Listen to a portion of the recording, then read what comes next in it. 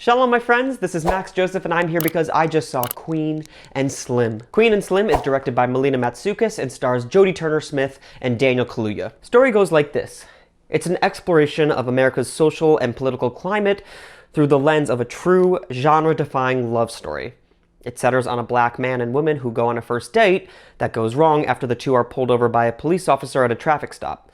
The situation escalates, and they end up killing the police officer in self-defense. Terrified for their lives, they are forced to go on the run. But the whole incident, it's captured on video and it goes viral. And unintentionally, they become a symbol for people all across the country.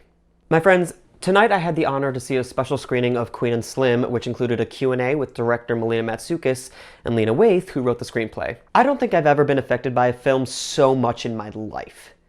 This film is something that needed to be made.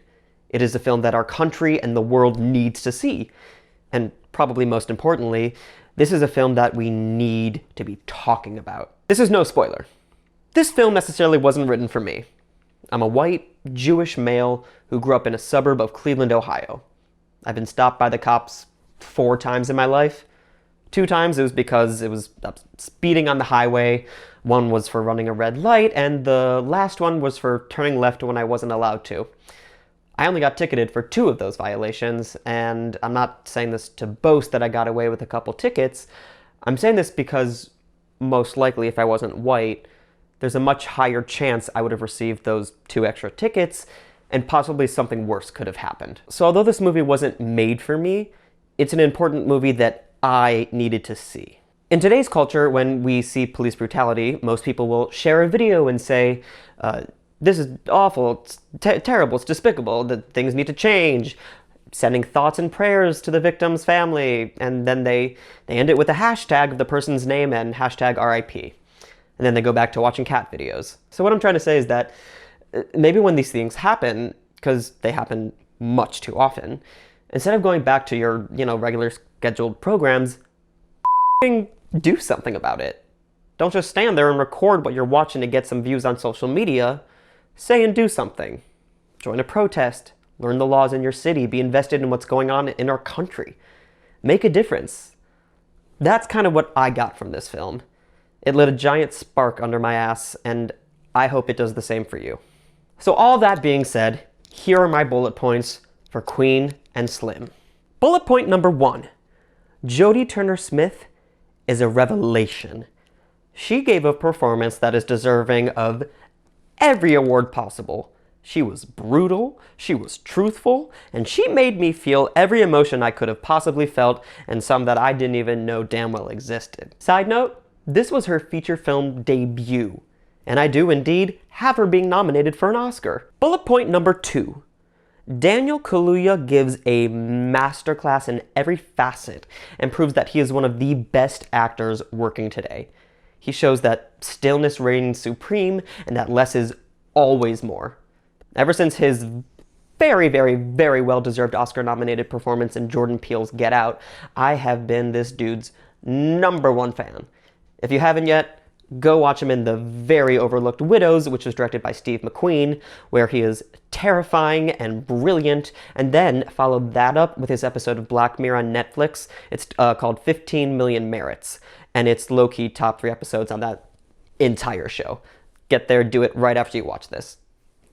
Bullet point number 3. Melina Matsoukas. This was her first feature film. How dare you? How dare you be so talented?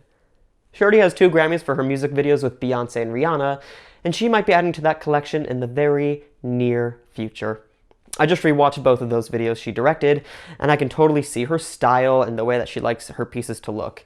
And I, for one, hope we get much more from her, because it is gorgeous. She is a true visionary and never fails to keep her audience engaged and on the edge of our seats. Bullet point number 4. Lena Waithe. I can't with you. I just can't. Her work on this script is damn near perfection. Something that she mentioned in the Q&A that really stuck with me was a book that she quoted, and it was written by freed slaves. Don Cheadle was reading it, and it said, and I quote, "What is freedom if you can't put your arms around it?" And that was something that she was holding on to and repeating to herself while she was working on the movie. And Jesus Moses does that show. Through every single line, that quote rings true. The more and more I keep thinking about it. The thought and the detail is so smart. And everything that she wrote has meaning. It has a purpose. And I can't wait for other people to experience this. Also, her feature film debut as a writer. And she may damn well add to her collection of gold, which already includes an Emmy for Masters of None. And if the Oscars were today, in my opinion, Lena Waithe would and should take original screenplay. And I hope that that carries over to nomination day. So voting people, I'm looking and talking directly to you. Bullet point number 5.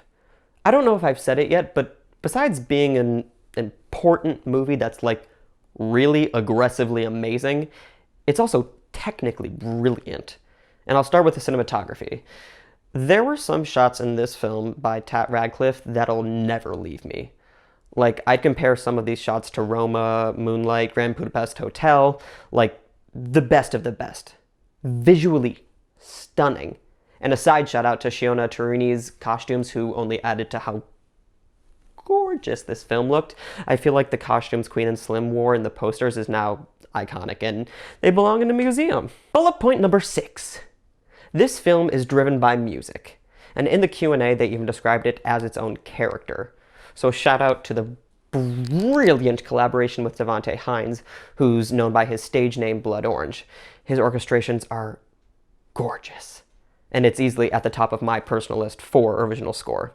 And I will be listening to that score on repeat, as well as the new song that they just released called Collide by Tiana Major and Earth Gang. And you can find that link to that song in my description. And somehow I've already managed to memorize the entire song. I'm giving Queen and Slim 5 stars. And not only that, I will go so far as to say this is the best film of the year, and will go down in history as one of the most important and best films of the decade. My friends, thank you so much for watching. Please make sure to like, comment, and subscribe to this channel, as well as follow me on Twitter and Instagram at mjoseph492. And if you really love me, please consider being a patron on Patreon, where you can get patron-only content, guest interviews, giveaways, and lots more. You can even give me a film to review or a song to cover, and that video will be dedicated to you. Shalom, my friends.